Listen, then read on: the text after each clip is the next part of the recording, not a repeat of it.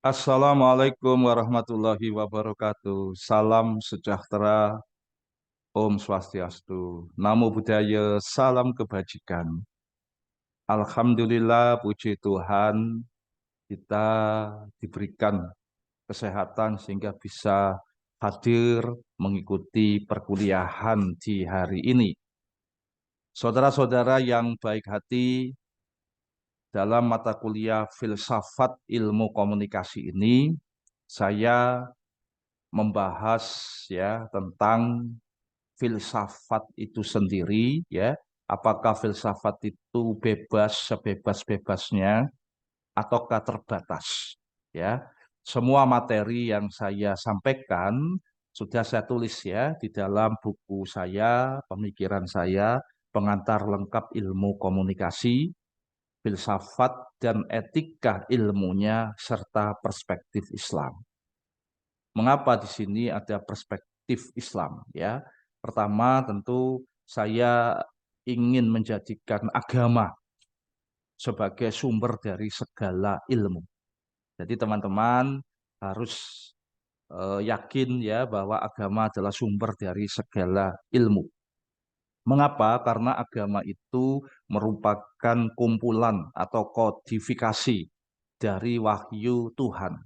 Segala firman Tuhan, segala wahyu Tuhan itu dikodifikasi ya dalam bentuk simbol-simbol bahasa yang mudah dipahami oleh manusia. Kodifikasinya itu dalam bentuk kitab suci ya atau ajaran-ajaran yang lain seperti hadis Nabi ya, itu semuanya kita namakan agama. A itu artinya tidak, gama itu artinya tidak beratur. Jadi tidak beratur, alias supaya hidup kita menjadi hidup yang beraturan. Ya, nah karena Allah ya Tuhan yang Maha Kuasa ya itu maha rasional. Manusia itu kan homo sapien ya makhluk berpikir ya. Manusia itu homo rasionali, makhluk yang rasional menggunakan pikiran. Karena manusia itu hanya makhluk, ya tentunya Tuhan yang Maha Esa sebagai pencipta pasti lebih dan sangat rasional, sumber dari segala macam pikiran. Karena itulah maka Tuhan adalah Maha Rasional. Karena Tuhan itu maha rasional, maka ajaran-ajarannya pasti rasional. Itulah yang menyebabkan saya menyebut bahwa agama itu adalah sumber segala ilmu. Ilmu itu kan produk rasionalitas manusia, ya. Nah, di sini tentunya karena saya ini beragama Islam, ya, maka agama yang saya sampaikan adalah agama Islam.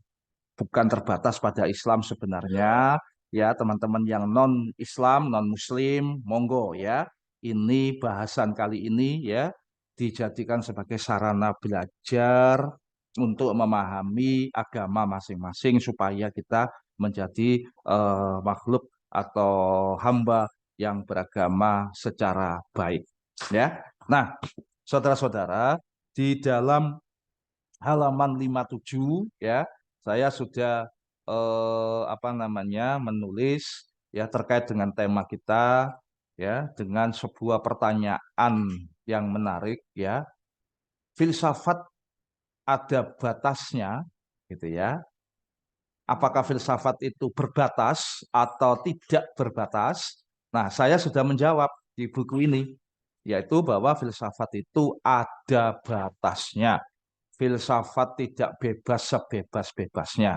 Dan pemikiran ini merupakan kritik terhadap filsafat Barat. Ya, oke, kita mulai. Seperti yang saya tulis di bab 1, saudara-saudara, ilmu itu bersumber pada ajaran Allah, ya, Tuhan yang Maha Kuasa.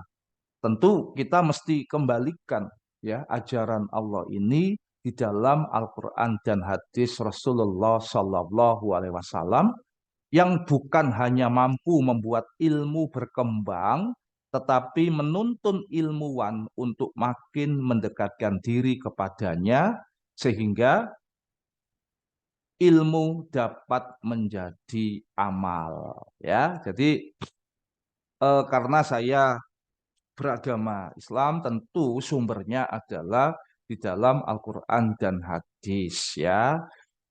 Al-Quran ini adalah wahyu yang langsung dari Tuhan Yang Maha Kuasa atau Allah Subhanahu wa Ta'ala, yang kemudian dikodifikasi dalam bentuk buku yang kita sebut kitab suci Al-Quran. Sedangkan hadis, hadis itu adalah kumpulan perkataan, ya, kumpulan perbuatan, ya, atau hadis itu juga merupakan kumpulan apa saja yang disetujui oleh Nabi Muhammad ketika melihat perilaku atau perkataan orang lain. Jadi hadis itu dari Nabi Muhammad Shallallahu Alaihi Wasallam, ya, eh, bukan wahyu langsung dari Allah, ya. Jadi ada tiga, yaitu perkataan Nabi, kemudian perilaku Nabi, atau persetujuan Nabi terhadap ucapan dan perbuatan orang lain. Ya, nah, saudara-saudara, sekali lagi buat teman-teman yang non-Muslim, saya berharap untuk mempelajari kitab sucinya masing-masing, ya, untuk mendapatkan gambaran yang lebih menyeluruh, ya, tentang kaitan antara agama dan ilmu pengetahuan. Nah, saudara-saudara, ilmu hanya hasil upaya memahami ciptaannya dan alat untuk mendekatkan diri kepadanya. Jadi, ilmu itu sebagai upaya kita memahami fenomena alam, fenomena sosial, ciptaan Tuhan, ya. Nah, diharapkan dengan kita memahami fenomena alam dan memahami kehidupan sosial, kita mendekatkan diri kepadanya. Jadi orang yang berilmu, orang yang semakin berilmu, itu mestinya semakin mendekatkan diri kepadanya. Bukan sebaliknya. Nah, bagaimana caranya kita bisa mendekatkan diri kepadanya? Maka ya kita sudah diberikan cara. Caranya apa? Yakni di dalam bahasa Arab, ya, Bismi Rabbik. Kita menuntut ilmu dengan atas nama Tuhan kita, dengan atas nama pencipta kita. Arti dengan atas nama itu apa? Artinya kita di dalam menuntut ilmu tidak boleh, ya, keluar dari nilai-nilai agama, karena agama itu adalah ajaran Tuhan. Jadi kalau kita dengan atas nama Tuhan, berarti kita dalam berilmu, dalam menuntut ilmu harus memperhatikan, ya, ajaran-ajaran Tuhan yang Maha Kuasa. Bisa dipahami, ya. Nah, kalau itu yang terjadi, maka inilah yang disebut mendekatkan diri kepadanya. Karena itulah saudara-saudara, di dalam Islam itu ada pengertian ibadah. Ibadah itu tidak hanya sekadar apa namanya kita itu ke masjid, kita itu apa sholat, ya kan? Tidak hanya itu, tetapi ibadah itu ya semua aktivitas hidup kita, mulai dari bangun tidur sampai tidur kembali, itu adalah ibadah, ya. Makanya ibadah itu ada dua, ibadah mahdoh dan ibadah muamalah, ya.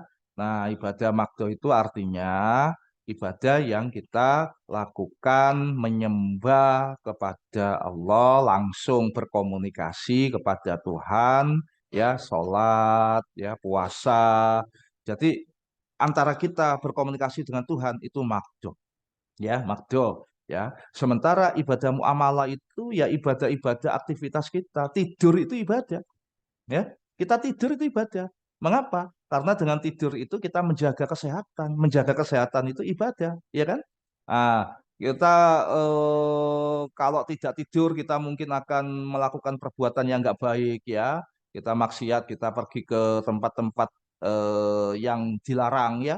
Tapi dengan tidur kan kita nggak jadi ke situ, ya. Nah, karena itulah tidur itu ibadah. Kita menuntut ilmu seperti sekarang itu juga ibadah, ya. Kita bekerja itu ibadah. Tetapi segala sesuatu itu disebut ibadah kalau kita Bismi Rabbik, dengan atas nama Tuhan kita, ya. Dalam Islam kita selalu meniatkan dengan membaca basmalah. Bismillahirrahmanirrahim. Gitu ya. Nah, kemudian saya lanjutkan. Sampai sampai kapanpun ilmu harus melekat ya dengan nilai-nilai keagamaan.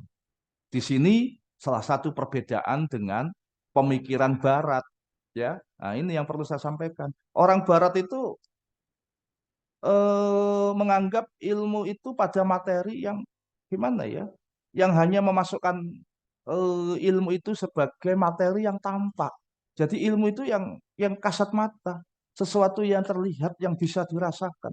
Sementara bagi kita ya orang yang religius ya, ilmu itu tidak hanya materi yang tampak. Ya, ini perbedaannya ya. Nah, nilai-nilai ketuhanan seperti yang disebut Comte ya, ini Auguste Comte seorang sosiolog ya, menyebut bahwa nilai-nilai ketuhanan itu bersifat gaib, misterius, tidak terlihat, teologis ya, teologis dan metafisik. Ya, nilai-nilai ketuhanan itu sesuatu yang gaib, misterius, nggak kita tidak bisa merasakan ya. Sehingga dalam pandangan Comte sulit dibuktikan oleh kebenaran akal manusia ya. Nah, ini saya tidak setuju gitu ya. Akal manusia itu dari Tuhan. Akal manusia itu dari Tuhan, pikiran manusia dari Tuhan, rasio manusia dari Tuhan, ya. Sehingga saudara-saudara, ya, semua ciptaan Tuhan, ya kan, kemudian prinsip-prinsip ketuhanan itu adalah bagian dari ilmu itu sendiri, tidak bisa dipisah, ya, tidak bisa dipisah dalam rasionalitas kita, ya.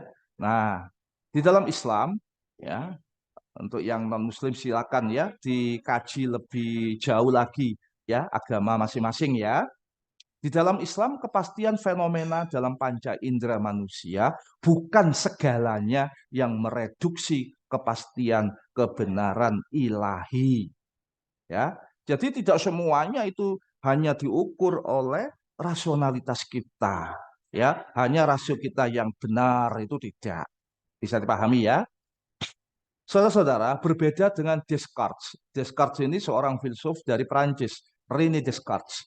Ya, Islam memandang rasionalitas manusia bukan satu-satunya kriteria kebenaran yang mutlak dan terlepas dari rasionalitas ketuhanan yang ada dalam agama.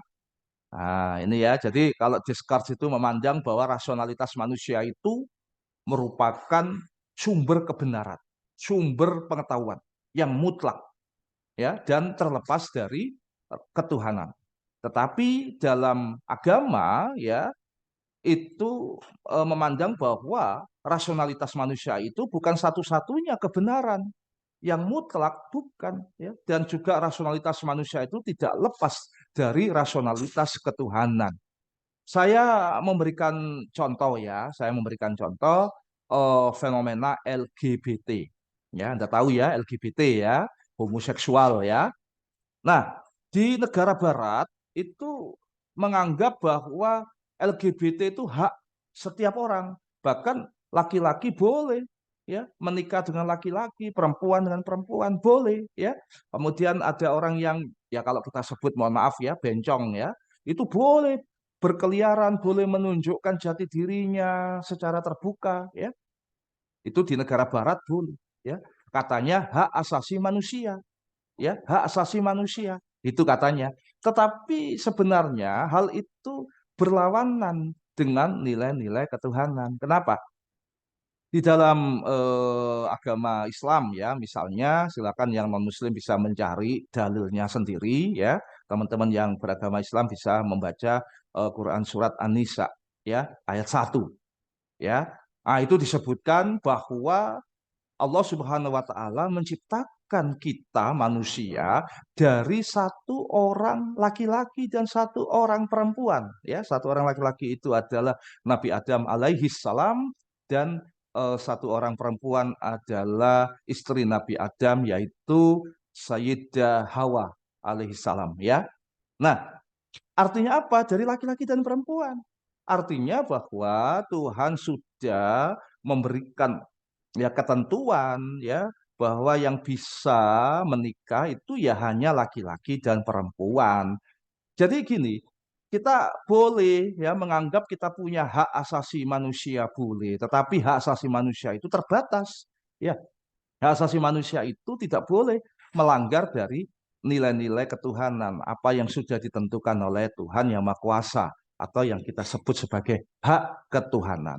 Tuhan sudah mengatakan yang boleh menikah laki-laki dan perempuan, ya. Dan kita juga bisa saksikan kalau laki-laki dengan sesama laki-laki ya pasti nggak punya anak, ya. Perempuan dengan perempuan tidak bisa punya anak. Ini sudah ketentuan, ya.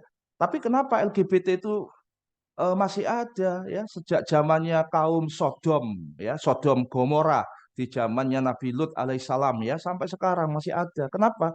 Ini ideologi yang disebarluaskan melalui apa namanya itu strategi komunikasi melalui teknologi komunikasi ya.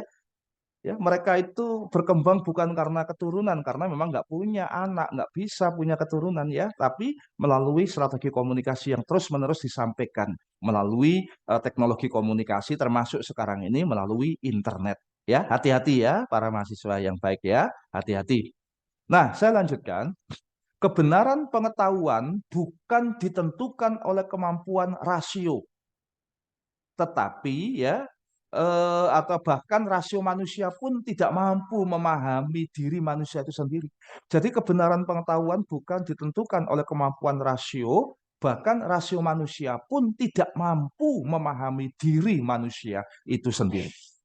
Saudara-saudara, Sigmund Freud misalnya ya menyebut diri kita itu punya id, punya ego, punya super ego. Ya kan? Ada id, ada ego, ada super ego. Ya, menurut Sigmund Freud. Ya, tapi kita tuh tidak bisa paham ya. Id kita itu bagaimana, libido kita bagaimana, thanatos kita bagaimana ya. Kita tidak bisa memahami ego kita secara benar ya, karakter kita seperti apa, ya aspek psikologis kita seperti apa itu setiap manusia kadang bingung ya, kadang bingung ya. Sebenarnya saya itu apa sih? Bingung manusia itu. Jadi terhadap dirinya sendiri pun manusia tidak mampu. Seperti peribahasa ya, dalamnya lautan bisa diketahui, tetapi dalamnya hati sulit dipahami. Nah, ini artinya bahwa manusia sendiri itu nggak mampu memahami dirinya sendiri. Ya, nah manusia memang diberikan pengetahuan oleh Allah, diberikan pengetahuan. Ya, bagi yang Muslim silakan membaca di Quran surat Al-Baqarah 30 dan 34 ya. Nah, surat ini saya menyebut sebagai salah satu teori komunikasi ya, yaitu teori tentang simbol ya, bahwa simbol-simbol yang kita maknai sekarang ini, oh itu gunung ya, oh itu sungai ya, apa namanya laut ya. Jadi kata-kata laut, sungai, gunung ya, atau dalam bahasa Inggris mountain, ya, earth, river, ya, sea, ya. Dalam bahasa Jawa gunung, ya, kemudian kali, ya kan. Sungai itu kan bahasa Jawanya kali, ya. Itu dari mana? Ya kita diajari oleh ibunda kita, ya. Nah, ibunda kita diajari oleh kakek kita, begitu seterusnya, ya. Lalu ketika manusia pertama itu, oh ini gunung, oh ini sungai, itu diajari siapa? Nah, itu ada di dalam Quran surat Al-Baqarah 30 dan 34. Ya, silakan baca. Artinya kita diberikan ilmu, kita diberikan konsep ya, bahkan apa namanya malaikat pun nggak bisa ya, malaikat tidak diajari, tapi hanya manusia. Tetapi itu semuanya terbatas. Ya, jadi mungkin ini yang dimaksud Descartes sebagai ide bawaan. Itu pun hanya sedikit. Saudara-saudara, saudara-saudara, Rene Descartes menyebut konsep namanya innate idea. Ya, innate idea, ide bawaan. Jadi ketika manusia lahir itu pikirannya tidak kosong, ya. Manusia lahir pikirannya tidak kosong, ya. Bayi lahir itu kan menangis, ya. Itu di dalam pikirannya bayi itu punya konsep saya lapar, saya haus, saya butuh susu. Nah, itu ada. Ya, kemudian bayi itu menyampaikannya dengan cara menangis. Jadi ide bawaan itu memang ada. Ya, di dalam Al-Qur'an pun juga demikian, ya, bahwa manusia diberikan pengetahuan meskipun hanya sedikit, ya. Nah, contoh persoalan roh manusia, ya, yang Muslim bisa baca Quran surat Al-Isra ayat 85, ya, yang non Muslim silakan mencari di kitab sucinya masing-masing. Kemudian persoalan tentang hari kiamat ada di dalam surat Al-A'raf 187, ya, Naziat, ya, 4244, Quran surat Toha 15, Quran surat Al-Azab 63, ya. Persoalan roh manusia hari kiamat itu urusan Tuhan, ya, dan tidaklah kita diberikan pengetahuan melainkan sedikit, yakni manusia tidak diberi ilmu tentang bagaimana roh itu dibangun, roh itu bentuknya bagaimana, ya, bagaimana proses roh itu masuk ke tubuh kita, ya, kapan terjadinya kiamat, ya, itu tidak diceritakan. Manusia hanya diceritakan tentang tanda-tanda, ya. Kiamat itu datang itu kapan, tanda-tandanya bagaimana, ya kan? Kemudian gambaran umum kiamat, kalau kiamat terjadi itu seperti apa, ya. Nah, itu hanya diceritakan seperti itu. Jadi kita diberi ilmu tetapi sedikit, ya. Nah, saudara-saudara, ya, kita bisa simpulkan bahwa Tuhan yang Maha Kuasa, Allah Subhanahu wa taala yang Maha mengetahui, ya, tidak ada sesuatu pun yang tersembunyi, tidak ada satupun yang di luar pengetahuannya, tidak ada satupun yang tidak diketahuinya, tidak ada sesuatu pun di alam semesta ini yang tersembunyi darinya. Ya, tidak ada sesuatu pun di bumi dan di langit itu di luar pengetahuan Tuhan yang Maha Kuasa. Silakan Anda baca di Ali Imran 5 dan 6, kemudian Quran surat Al-An'am ayat 3.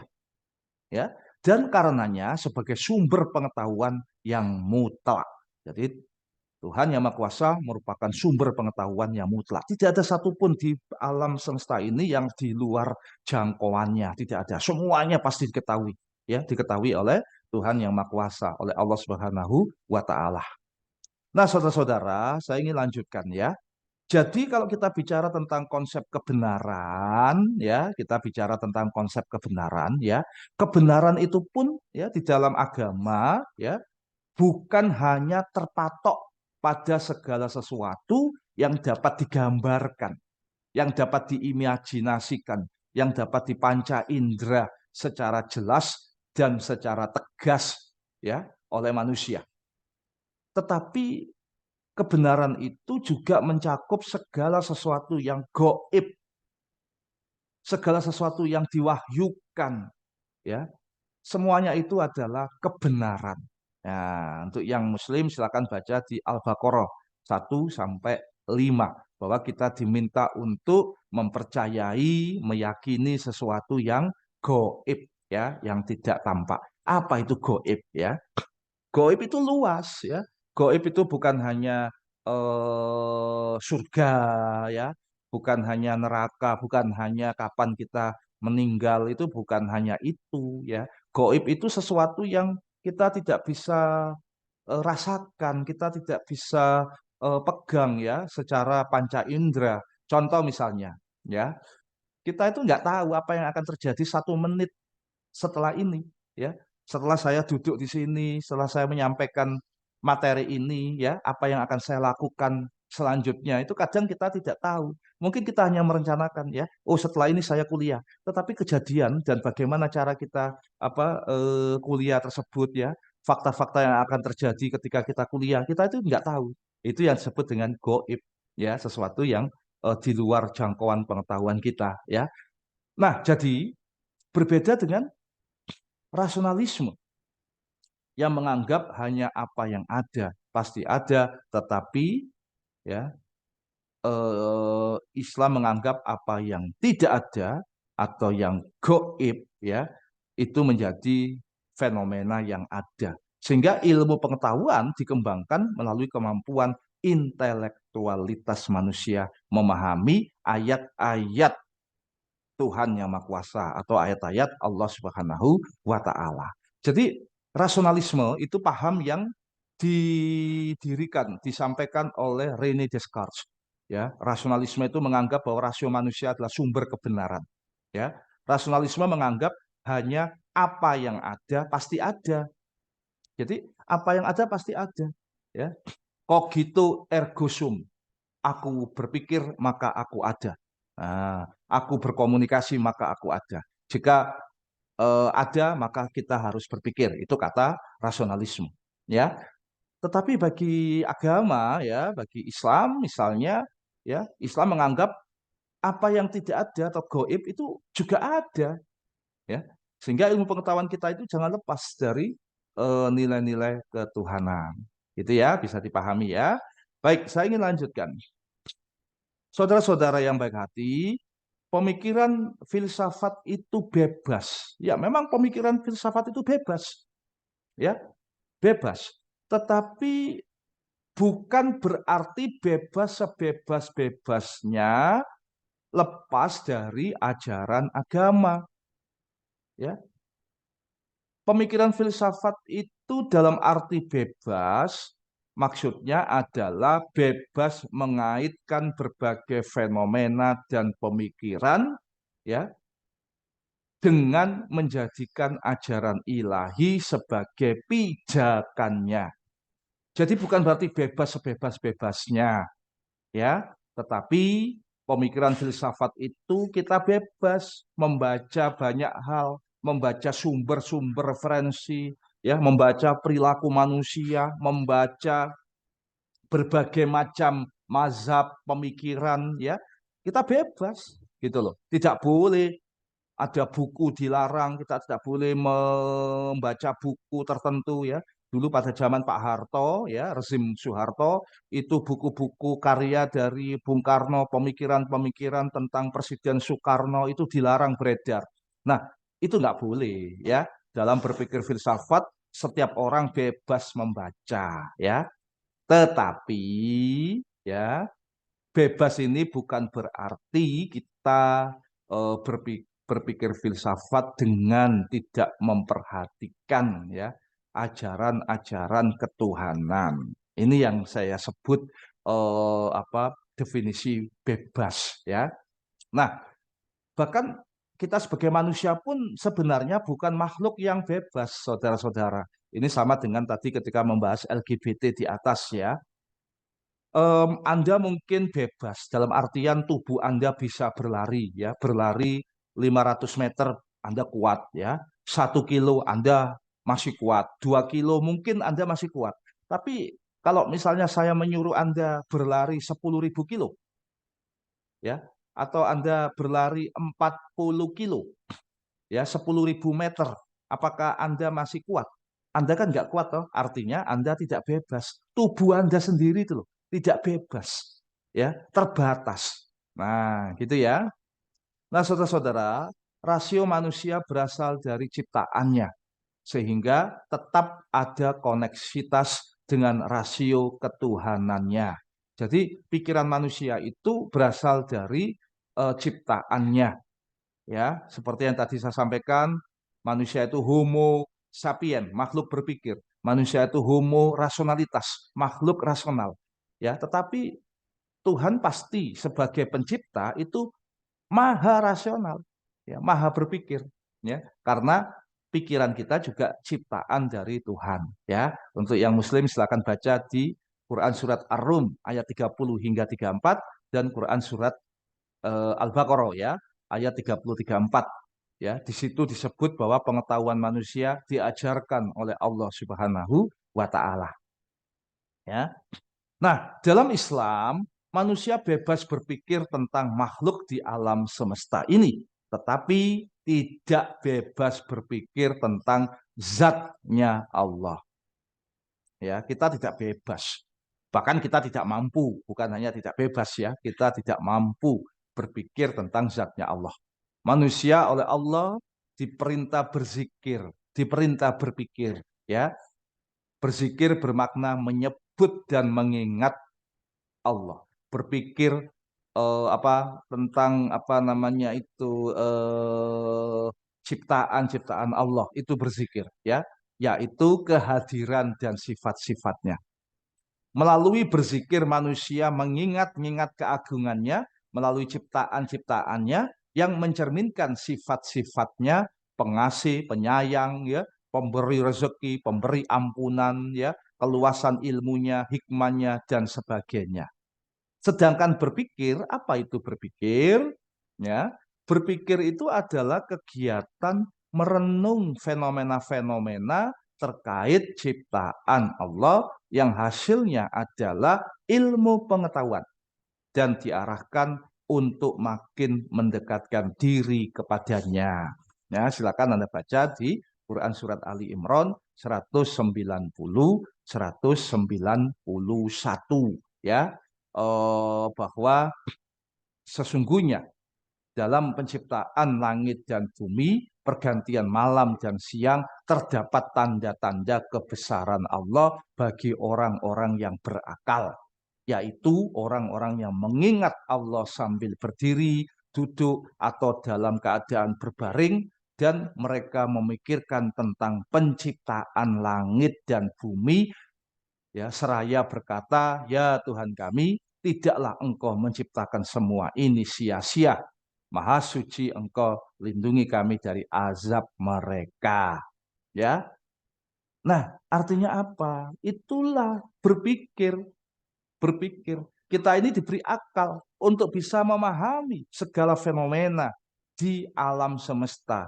Ya, nah kalau kita memahami kemudian melakukan penelitian, maka hasilnya adalah ilmu pengetahuan dan teknologi, gitu ya. Makanya kita ini disebut makhluk yang berpikir, yang tadi sudah disampaikan ya dalam bahasan kita hari ini.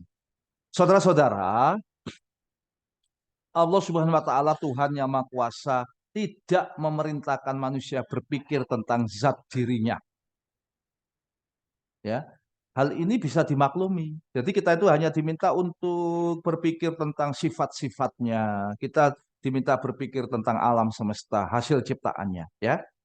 Kita tidak bisa, ya, bukan hanya tidak boleh tapi tidak bisa berpikir tentang zat Tuhan, tidak bisa. Ya, kenapa? Karena Allah adalah sang pencipta segalanya atau Khalik yang berbeda dengan segala sesuatu dan tidak ada yang serupa dengannya. Tidak ada satu konsep pun yang bisa digunakan rasio manusia untuk bisa menggambarkan zat Allah itu. Jadi Allah itu tidak bisa digambarkan, tidak bisa diimajinasi. Ya, kalau kita mampu mengimajinasi, menggambarkan sesuatu, pasti sesuatu itu bukan Tuhan, pasti. Tuhan itu nggak bisa kita imajinasikan, ya, tidak bisa dipotret, tidak bisa digambarkan, tidak bisa, ya. Nah, manusia hanya diberikan penjelasan tentang zat Allah. Jadi hanya diberikan penjelasan tentang zat Allah. Ya, contoh misalnya kalau di dalam Quran itu ada Al-Ikhlas ayat 1 dan 4, ya, yang artinya Allah itu esa. Nah, berarti zat apa? Allah itu zatnya itu esa, gitu ya. Sifatnya esa. Kemudian tempat meminta. Ya, jadi Tuhan itu tempat meminta semua orang, tempat meminta semua makhluk. Ya, artinya begini, ya, Maha berkuasa. Kita mau minta jadi apa, Tuhan bisa, ya, mengabulkan, ya. Kita pingin punya rezeki, Tuhan bisa ngasih rezeki. Kita pingin jabatan, Tuhan bisa ngasih kita jabatan, ya kan? Nah, kalau manusia kan nggak bisa, ya, nggak bisa manusia, ya. Kemudian Tuhan itu tidak beranak dan tidak diperanakkan. Namanya saja Maha Esa, ya. Tidak ada satupun yang setara. Setara itu mirip, setara itu sama, ya, mirip dengan sesuatu yang lain, ya. Manusia itu ngantuk, ya pasti Tuhan tidak ngantuk, ya. Manusia itu butuh makan, ya Tuhan pasti tidak butuh makan, ya. Manusia itu butuh seksual, ya. Manusia butuh punya anak, ya Tuhan pasti nggak butuh itu, ya. Nah, ini bahasanya laisa kamitslihi syai'un. Artinya apa? Tidak ada sesuatu yang serupa dengan dirinya. Silakan Anda juga bisa baca Quran surat Asy-Syura ayat 11, ya. Kemudian berikutnya saudara-saudara, sebagai makhluk manusia tidak akan mampu berpikir tentang sang penciptanya karena jangkauan pikiran manusia terbatas.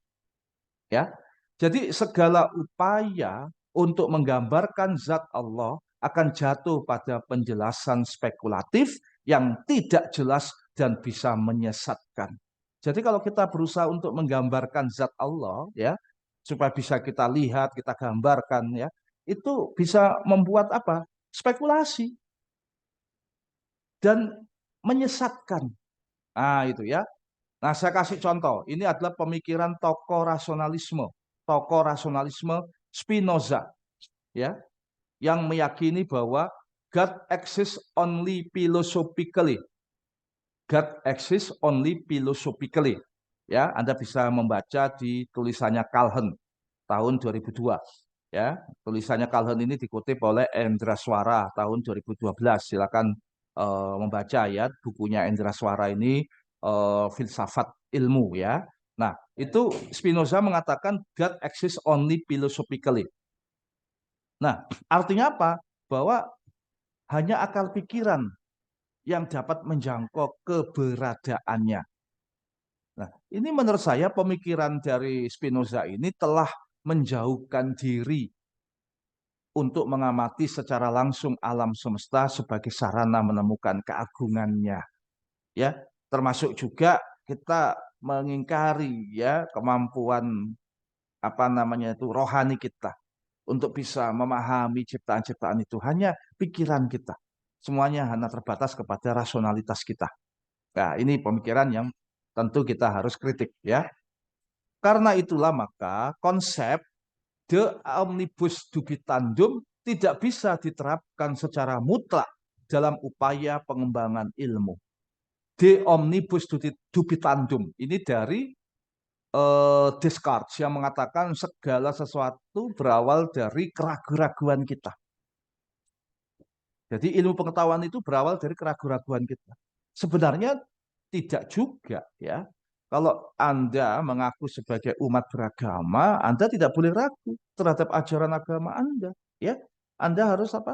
Yakin. Nah, dari keyakinan itulah kemudian ya Anda bisa eksplorasi untuk menghasilkan ilmu pengetahuan. Jadi bukan dari keraguan-raguan saja, tidak, ya. Memang meragukan sesuatu bisa mendorong riset pengembangan ilmu. Tetapi ada banyak hal yang sudah pasti yang tidak perlu diragukan lagi sehingga keraguan bukanlah kepastian. Ya, pemikiran Karl Marx yang mendewakan materi sebagai satu-satunya kenyataan juga telah memisahkan kehidupan dengan kuasa Allah dalam penciptaan. Nah, itu saudara-saudara yang ingin saya sampaikan pada hari ini ya. Ada banyak hal lagi ya, itu sebagai dasar ke depan ya. Saya minta Anda untuk menjawab pertanyaan ini. Apakah betul Yunani kuno pusat filsafat dan peradaban? Silakan Anda jawab ya. Saya minta Anda tulis ya upaya Anda untuk eksplorasi dengan berbagai macam sumber untuk menjawab ini. Sebelum apa namanya kita bahas secara detail ya. Nah, silakan Anda baca di buku saya ya yang membahas tentang hal ini.